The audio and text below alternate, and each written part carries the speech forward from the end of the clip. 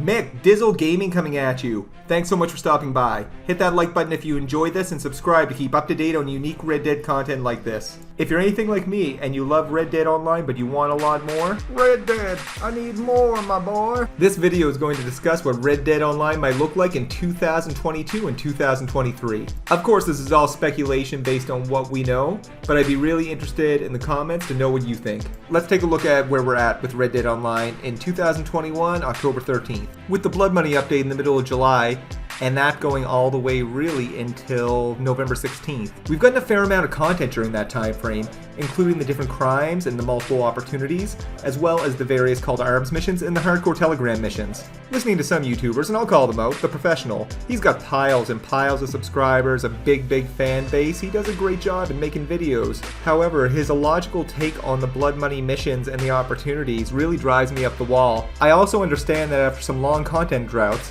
a lot of players got really upset with the Blood Money content. It doesn't seem like they were upset with the Blood Money content, but they were upset that they didn't get the content that they wanted. But if you don't enjoy robbing a train solo or with friends, regardless of what the payouts and rewards are, then I don't know what to tell you. As well as this is still really early game for Red Dead Online. How long has GTA Online been out? 8 years? Red Dead Online just came out of beta in May of 2019, so you do the math. Adding this early level content for players is part of the strategy to really build that player base. I think that's pretty clear. And remember, Rockstar's major focus right now will be on new players and monetization from those new players. If you have piles and piles of gold, I am sure that Rockstar appreciates your grind, but you're not making them any money. So I think that we've established that Blood Money was a pretty important thing to be in Red Dead Redemption Online. Here's a comparison of GTA Online and Red Dead Online. I wonder what percentage of players were playing 7 years ago on GTA Online are still playing now. I bet you it's not a high percentage, and that's just the nature of games. Very few people I know play the same game for like 7 or 8 years. Sometimes, but not a whole lot. Even a couple years can be pushing it for some folks. So when someone says, dead game, recycled bag missions, I don't like the quick draw club, meh, this might not be the game for them at this point of time, and that's okay. So let's work on some vague assumptions and see what we come up with. So next update, the earliest we can get that is November 16th. The latest we could get it is never. Just kidding, I'm sure we'll get it. Realistically, we'll give it some sort of range from, let's say, November until March. We all have assumptions that it's going to be a small update, a role expansion like last year. You may be right if you think this. However, what gives me pause is Rockstar is incredibly unpredictable, and every time we've tried to use kind of past indicators to try to predict the future, it never works. And we know Rockstar had to remind us a billion times that there's no upfront fees for Blood Money. Well, if they're reminding us that now, I think there's a reason for that. I think what's coming next will have upfront fees, whether that be a role expansion, multiple roles, or new roles. Now, I think Rockstar has gotten the feedback around how poorly the Bounty Hunter expansion was received. Now, there was nothing wrong with the core of the Bounty Hunter expansion content, which included like 39 new bounty missions, if you count each of those prestigious bounties that have like 3 missions each, as well as the 3 legendary bounties. It was quite easy to level up, and it could have used some more drip-fed content, that's for sure. So the next update that could come anywhere from the middle of November until whenever, needs to be role-focused in one way, shape, or form, whether it be through expansions or new roles. So let's work on the low-end assumption that we get an expansion to the trader role, and they drop it in December. It's a 10-level expansion. Let's just say it's awesome, the theme of it, Crips opens a store in whatever town that you want, you can sell all sorts of goods there, I don't know, it's cool, you get staff and all that stuff. And we get this content, plus some additional drip-fed content, as well as, let's say, to continue the quick draw clubs in this type of format. If this drops, say, December 14th, this would take us until the end of March, with quick draw clubs anyways. So it's March 2022, you've got the level 30 trader, you've got your store somewhere. What is next? And this could come in any time range, let's say from the end of March until end of July. I think this is where we see a heavy expansion of the roles if we don't earlier. And maybe on top of this imaginary business we already own from the trader expansion, properties come into play now. Rockstar has said they don't want to move us out of the camp too quickly, and they want us to take this journey together. And when they say take this journey together, it doesn't mean the beta players coming out and getting their property.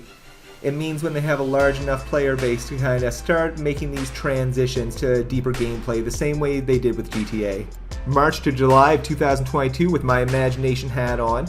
An expansion to our Moonshiner role, you can open up a saloon in town. Expansion to the Naturalist role to add some fishing element or some shit, that would be pretty awesome. Expansion to Collector, although I don't know what the heck you do with an expansion for the Collector. Collect more shit? I'd like to hear your ideas in the comments below. So in our imagination, summer 2022, all of the roles have 30 levels at this point. With these roles come some more feature-rich businesses, like Rockstar has mentioned. Perhaps you have a business with that trader expansion, as I talked about. Perhaps you open a saloon in town with your moonshiner thing.